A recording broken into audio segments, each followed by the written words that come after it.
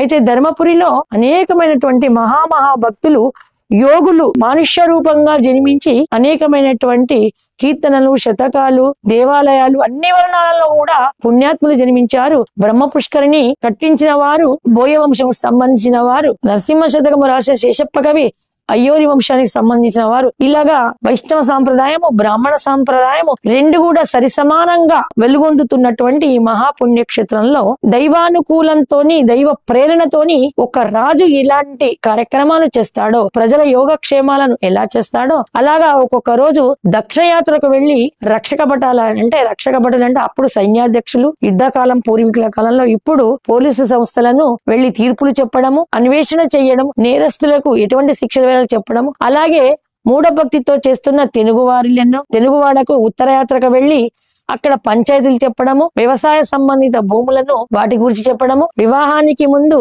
మట్టిని పుట్ట బంగారం అంటాము. దశమి రోజు స్వామి ఉదయ వేళల్లో అంకురార్పణ చేసుకొని సాయం వేళల్లో యాడికై బంగారు రథం ఎక్కి ఇక్కడ దేవాలయాల్లో ఉన్నట్టు వెంకటేశ్వర స్వామి, ఉగ్రహ నరసింహస్వామి సేవలను తీసుకొని పుట్ట బంగారానికి వెళ్లి అక్కడ మట్టిని, బంగారం అంటే పూర్తిగా కేజీల కొద్ది బంగారము, నగలు చేయించుకునే బంగారం కాదు, బంగారము అంటే మట్టి, బంగారం కంటే విలువైనది. ఆ మట్టిని తవ్వి అంకురార్పణకు, తెల్లవారి జరిగే అంకురార్పణకు మట్టి మూకుళ్లలో మంత్రోక్తంగా ఆ మట్టిని నింపి తాలిపాకలు అంటారు. ఆ తాలిపాకలన్నీ మంచి గొర్ర ఎరువు వేసి శాస్త్రోక్తంగా మంత్రజలాన్ని చల్లి ఆ నవగ్రహ స్థాపన చేయించి, బ్రహ్మ కలశ స్థాపన చేయించి దానికి కండెదారాన్ని కట్టి స్వామిని మహామంత్రాలతో ఉచ్చారణతోని పురోహితులు, రాజపురోహితులు, దేవాలయ పురోహితులైన కందాల వారి వంశస్థులు ఆ కార్యక్రమాన్ని నిర్వహిస్తూ ఉంటారు. అలాగా వివాహానికి ముందు ఆ బంగారాన్ని తెచ్చుకొని దాన్ని మనిషి కొంచెంగా పంచుతారు. ఆ తెచ్చుకున్న బంగారము సంతానం లేని వాళ్ళు చెవి తమ్మి వెనక భాగానికి,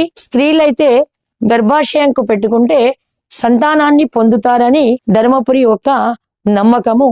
అలాగే ఆ పాలికలలో నవగ్రహ బీజాలు, వరి బీజాలు వేసి రోజు పూజించిన నీటిని పోయడం వల్ల ఈ 9 రోజులు జరిగేటువంటి బ్రహ్మోత్సవాల్లో అవి చక్కగా మొలకగా వస్తాయి.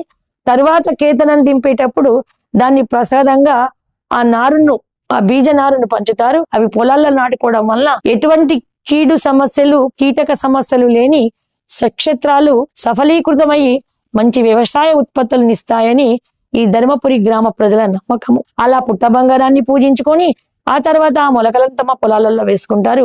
అలాగే దక్షిణయాత్రకు వెళ్లి పోలీసు శాఖను ఉద్ధరించి, అలాగే ఉత్తరయాత్రకు వెళ్లి తెలుగు వాడలు, మిగతా చిన్న చిన్న వర్ణాల వారినన్నింటి కూడా దర్శనమిచ్చి దేవుడు కొసేపు అక్కడ కూర్చుంటాడు. తరంతరము డోలోత్సవాలు, బ్రహ్మోత్సవము, బ్రహ్మ పుష్కరిణిలో డోలోత్సవం చేస్తారు. ఆయన ఆ బోయ అతను చాలా ఖర్చు చేసుకొని కోనేరును చక్కగా కట్టాడు. ఆ కోనేరులోటువంటి సోపానాలు ఎంతమంది, ఎన్ని వేల మంది కూర్చున్నా తరగకుండా విశాలమైన జాగలో ఆ స్వామి తెప్పోత్సవము, డోలోత్సవము జరిపించుకుంటాడు. ఆయన ఇంత ఖర్చు పెట్టుకున్నా అని లెక్కించినందులకు లక్ష్మీనరసింహ స్వామి అలిగి ఆయన బ్రహ్మపుష్కరునికి రాను అంటే అతను వేదన చెంది చాలా దుఃఖించి క్షమాపణ వేడినందుకు వెన్నుబెట్టి వస్తాని వరమిచ్చి తను అభిముఖంగా కాకుండా ఆ బ్రహ్మపుష్కరునికి వెనుకగా వెళుతారు. ఇప్పటికి కూడా అదే సదాచారం నడుస్తుంది. అలాగా వెళ్లి 5 కుండలీల నుండి 5 ప్రదక్షిణాలు చేసి తర్వాత పైకెక్కి రాజగోపురంలో ఊయలూగుతాడు స్వామి. ఇలాగా ఆయనను దర్శించుకొని మన దగ్గర ఉన్న దక్షిణ తాంబూలము, తులసి పత్రం, ఫలంతోయం ఏదో సమర్పించుకొని స్వామి ప్రసాదంగా ఒక తులసి దండం తీసుకొని రావడం ఇక్కడి జనులకు సదాచారం. అలాగే ఈ బ్రహ్మోత్సవాల్లో ఒక మహారాజు కవులను, కళాకారులను ఎలా సన్మానిస్తాడో సాయం వేళల్లో నాటక ప్రదర్శన చేయడము. ధర్మపురి నాటక రంగానికి పెట్టినది పేరు. నాటి నుండి పూర్వీకులు వృద్ధులైనా కూడా ఇంకా నాటక సమాజాన్ని ఉద్ధరిస్తూ నాటక ప్రదర్శన చేస్తూ ఉంటారు. అలాగా నాటకాలు, గాయకులను, పౌరాణికులను రోజుకొక్కరి విధంగా వాళ్ళ కార్యక్రమాలను పెట్టి ప్రజలకు సభాముఖంగా ఒక వినోదాన్ని, విజ్ఞానాన్ని కలిగించే విధంగా ఆధ్యాత్మిక కార్యక్రమాలు చేస్తుంటారు. అనేక జిల్లాల నుండి, అనేక ఊర్ల నుండి, అనేక రాష్ట్రాల నుండి మూఢభక్తితోని వచ్చి లక్ష్మీ నరసింహస్వామిని దర్శించుకొని ఇక్కడ హరికథలు, భోగి కథలు, ఇంకా అనేక ఉగ్గు కథలు ఇవన్నీ కూడా చెప్తూ ఉంటారు. రాత్రి వేళల్లో రాత్రి 12 గంటల వరకు స్వామివారి సేవలో భక్తజనమంతా లీనమయ్యి బ్రహ్మోత్సవాలను, ఆనాడు బ్రహ్మ స్థాపించిన బ్రహ్మోత్సవాలను అన్ని క్షేత్రాల్లో చేస్తారు. గాని ధర్మపురిలో చేసేటువంటి ఈ బ్రహ్మోత్సవాలు చాలా విశేషాన్ని కలిగి ఉంటాయి. అన్ని రోజులు ఏకదీక్షగా ఆలయ సిబ్బంది ఏ మాత్రం విసుగు లేకుండా వచ్చిన ప్రతి ప్రజానీకానికి అన్నదాన కార్యక్రమాన్ని సేవానిరతిగా దేవాలయ కమిటీ వాళ్ళందరూ సత్సంగంగా సేవ చేయడము, వైశ్యులు ఇక్కడి ఉన్నటువంటి వైశ్యవర్ణం వాళ్ళు అన్నదానానికి, బ్రాహ్మణ వర్ణాలు పూజాధికారాలు చేయడానికి, ప్రజలను భక్తులను సన్మానిస్తూ చక్కగా అనుకూలంగా స్నేహపూర్వకంగా ప్రవర్తిస్తారు. కాబట్టి ఈనాటికి కూడా ఇంత కలియుగంలో కూడా ధర్మపురి బ్రహ్మోత్సవాలు విశేషమైనటువంటి విజ్ఞానపరమైనటువంటి ప్రత్యేకతను కలిగి ఉన్నాయి. ఆ లక్ష్మీనరసింహ స్వామి దర్శనము చేసుకున్న ప్రతి భక్తుడు కూడా సుఖ సంతోషాలతో వర్ధిల్తారు. అన్ని వేళల్లో కంటే బ్రహ్మోత్సవాల్లో స్వామి కళ్యాణానికి, స్వామి డోలోత్సవానికన్నా కనీసం ఏదైనా ఒక రోజు స్వామిని దర్శించుకున్న వాళ్ళు పునీతులై పుణ్య లోకాలని పొందుతారు. ఈ జన్మలో మంచి శుభ ఫలితాలను పొందుతారని మా ధర్మపురి చరిత్ర చెబుతున్నది.